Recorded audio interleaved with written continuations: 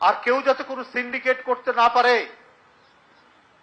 যে সিন্ডিকেটের কারণে শেখ হাসিনা মানুষের কাছে ঘৃণিত হয়েছেন, অনেক কারণে ঘৃণিত হয়েছেন। এক সিন্ডিকেট নিজের দলের লোককে ঠিকাদারি পাইয়ে দেওয়া, সিন্ডিকেট করে পণ্য নিজেদের নিয়ন্ত্রণে নিয়ে আসা, আদম সিন্ডিকেট থেকে সবজির সিন্ডিকেট সব আওয়ামী লীগারদের দ্বারা, সেটা ছিল আইনের শাসন নয়, আওয়ামী গুন্ডাদের শাসন ছিল। তারেক রহমানের নেতৃত্বে সেটি হবে না। এখন যে সংকট, গ্যাসের সংকট, এলপিজি, এটার যাতে কেউ সিন্ডিকেশন করতে না পারে সেই ব্যাপারে সতর্ক থাকবেন মন্ত্রীরা। সরকার জ্বালানি তেল নিয়ে এই সরকার যে পদক্ষেপগুলো নিয়েছেন প্রত্যেকটাই জনগণের দ্বারা অভিনন্দিত হয়েছে। জ্বালানি তেলের দাম বৃদ্ধি করতে দেননি প্রধানমন্ত্রী।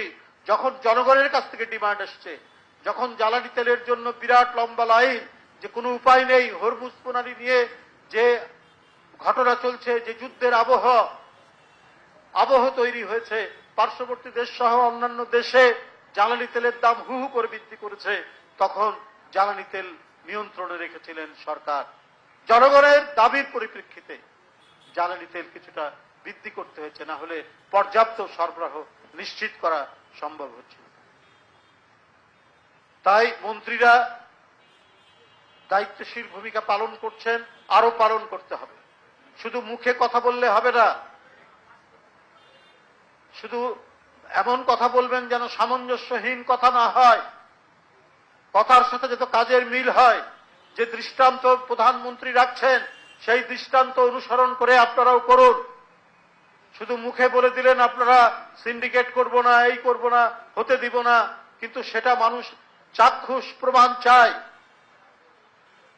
এলপিজি সিলিন্ডার নিয়ে, সবজি নিয়ে, আপনার সবজির বাজার নিয়ে, চাল নিয়ে কেউ যাতে কিছু না করতে পারে তার জন্য বাজারে ইন্টারভেনশন সহ দ্রুত গতিতে আইন শৃঙ্খলা বাহিনী কাজ করবে এবং যাদের নামে ন্যূনতম পাওয়া যাবে তাদেরকে আইনের আওতায় নিয়ে এসে শাস্তির ব্যবস্থা করতে হবে।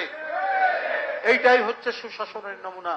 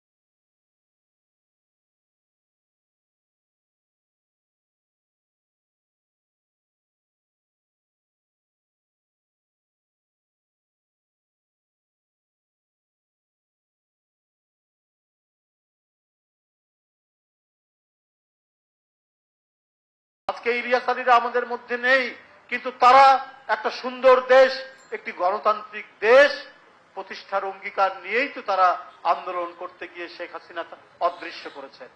ইলিয়াস আলীকে আমাদের ফিরিয়ে আনতে হবে। গুমের জন্য যারা দায়ী, যে সমস্ত কর্মকর্তারা, তারা কিন্তু এখনো এই সমাজের মধ্যে আছে। কই চিহ্নিত করে করে এখনো কেন তাদেরকে আইনের আওতায় নিয়ে এসে কোথায় গুম করেছেন, কিভাবে গুম হয়েছে, এগুলো জনগণ জানতে চায়। ইলিয়াস আলী, চৌধুরী আলম, সাইফুল ইসলাম হিরু, সুমন, পারভেজ, এরা আজকে কোথায়? যারা গুম করেছেন সেই কর্মকর্তারা তো আছেন বিভিন্ন জায়গায়। তাদেরকে আইনের আওতায় নিয়ে এসে তাদেরকে রিমান্ডে নিয়ে বলুন কিভাবে গুম করেছেন, কোথায় গুম করেছেন, কোথায় আছে। এখনো আপনারা সেই সত্য ঘটনা আপনারা বের করতে পারবেন। আমাদের মন্ত্রিসভার মধ্যে গুম হওয়া মন্ত্রী আছেন না? আমাদের স্বরাষ্ট্রমন্ত্রী সালাউদ্দিন সাহেব তিনি নিজেও তো গুম হয়েছে। তো সুতরাং কিভাবে গুম হয়েছে, কিভাবে গুম করেছে ওই সমস্ত নিষ্ঠুর পুলিশ কর্মকর্তা, র্যাব কর্মকর্তা এবং অন্যান্য আইন শৃঙ্খলা বাহিনীর কর্মকর্তারা, তারা তো সবাই পালিয়ে যেতে পারেননি, পালিয়ে যাননি। তাহলে তাদেরকে আইনের আওতায় নিয়ে এসে এখনো কেন জনগণ জানতে পারছে না এই কিভাবে তারা গুম হয়েছে, কোথায় গুম হয়েছে, কি অবস্থায় তারা আছে? তাদের মুখ থেকেই তো বের হয়ে আসবে। আপনারা তাদেরকে রিমান্ডে নিয়ে আসেন। বন্ধুরা আমার, আমি আবারও সরকারের কাছে জোরালো আহ্বান জানাচ্ছি, অত্যন্ত ক্ষিপ্র তৎপরতার সাথে আপনারা ব্যবস্থা গ্রহণ করে এম ইলিয়াস আলী, সাইফুল ইসলাম হিরু, পারভেজ, জাকির, সুমন সহ যে সমস্ত জাতীয় নেতা, যুব নেতা, ছাত্র নেতা যাদেরকে গুম করা হয়েছে, শত শত হাজার হাজার, তাদের হদিশ বের করে খুঁজে বের করার ব্যবস্থা গ্রহণ করুন। সবাইকে ধন্যবাদ।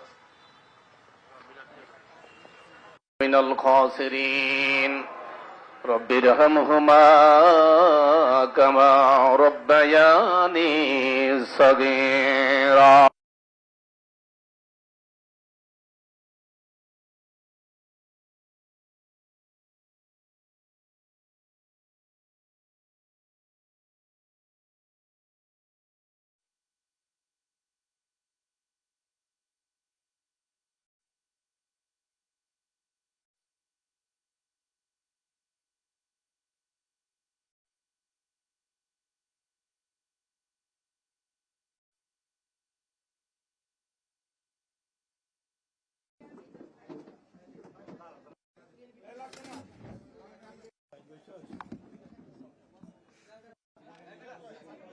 বাচ্চু আসো, বাচ্চু আসো।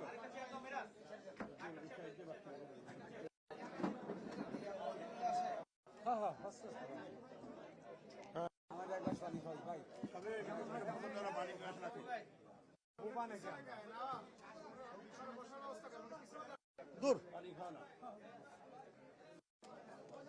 কে এটা? হ্যাঁ,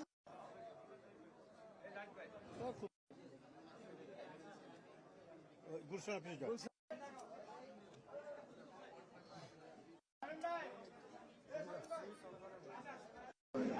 ঠিক আছে,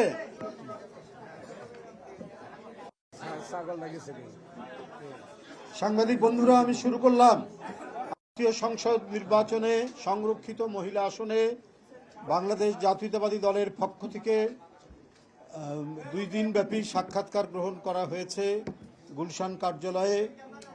দলের চেয়ারম্যান, গণপ্রজাতন্ত্রী বাংলাদেশ সরকারের মাননীয় প্রধানমন্ত্রী জনাব তারেক রহমানের সভাপতিত্বে, মনোনয়ন বোর্ডের সদস্যবৃন্দ অর্থাৎ জাতীয় স্থায়ী কমিটির সদস্যবৃন্দর উপস্থিতিতে সেখানে এই সাক্ষাৎকার গ্রহণ অনুষ্ঠান অনুষ্ঠিত হয়।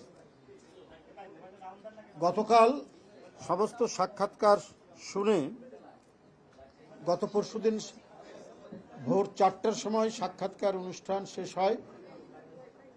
গতকাল মনোনয়ন বোর্ডের নেতৃবৃন্দ, গণপ্রজাতন্ত্রী বাংলাদেশ সরকারের প্রধানমন্ত্রীর সভাপতিত্বে অনুষ্ঠিত মনোনয়ন বোর্ড সর্বসাকুল্যে 36 জনকে মনোনীত করেছেন, নির্বাচিত করেছেন।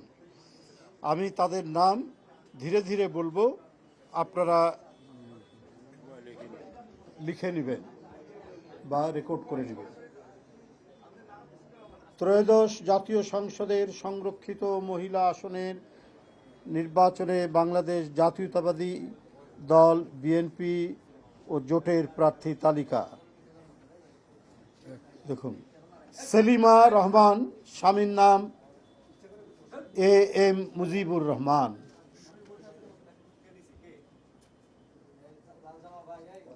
শিরিন সুলতানা, পিতার নাম আব্দুল মোতালেব। রাশেদা বেগম হীরা, রফিকুল ইসলাম মজুমদার, এটা কি পিতা? তার পিতার নাম, পিতা বা স্বামী আমি বলতে পারবো না, পিতা স্বামী ওই করা নাই। আচ্ছা, আমি শুধু পড়ে যাব, এখানে কেউ স্বামী হতে পারেন বা পিতাও হতে পারেন। রেহেনা আক্তার রানু, আব্দুল মুজিদ,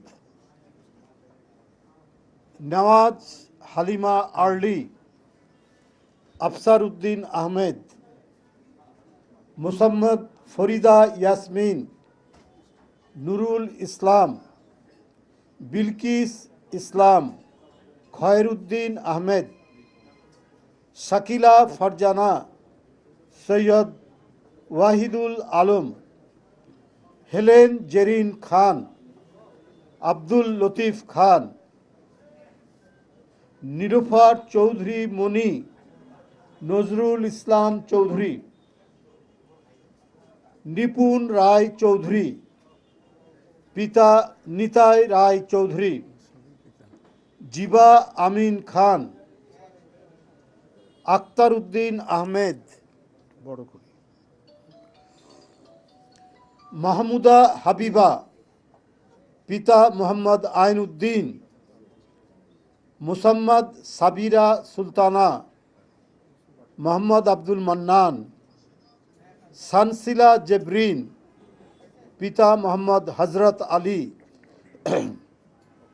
সঞ্জিদা ইসলাম তুলি, হাজি মফিজুল ইসলাম, সুলতানা আহমেদ, এমএন কাজী, ফাহমিদা হক, জহিরুল হক, আন্না মিঞ্জ, পাউলুস মিসজ, এখানে লিখছে মিঞ্জ, যিনি পেয়েছেন তার নাম আন্না মিঞ্জ, পিতা বা স্বামীর নাম হবে গাউলুস মিসজ। এরপরে সুবর্ণা শিকদার ব্র্যাকেটে ঠাকুর, পিতা অথবা স্বামীর নাম হবে অনিল কৃষ্ণা মণ্ডল। আচ্ছা, শামীমারা বেগম স্বপ্না, মোহাম্মদ জসিম উদ্দিন, মোসাম্মদ শাম্মী আক্তার, মোহাম্মদ সিরাজ মিয়া। এরপরে 23 নম্বর হলো ফেরদৌসি আহমেদ, হাজি মোহাম্মদ নিজাম উদ্দিন আহমেদ, বিথিকা বিনতে হুসাইন, AKM মুফাজ্জল হুসাইন, বিথিকা বিনতে হুসাইন, AKM মুফাজ্জল হুসাইন, এটা পিতা, তাই না? মুসাম্মদ সুরাইয়া জেরিন, মোহাম্মদ মফিজুর রহমান, মানসুরা আক্তার, মোহাম্মদ শাহজাহান, জহরত আদিব চৌধুরী, পিতা এবাদুর রহমান চৌধুরী, মমতাজ আলো, আব্দুল গনি ব্যাপারী,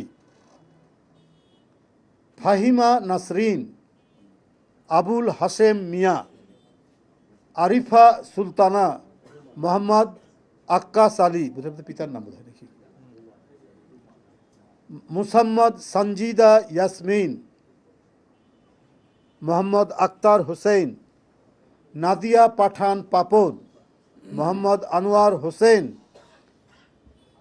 শওকতারা আক্তার, আব্দুল হামিদ সরকার, মাধবী মার্মা, লাসাই মার্মা, সেলিনা সুলতানা, আলী নেওয়াজ সরকার। 36 নম্বর সর্বশেষ রেজেকা সুলতানা,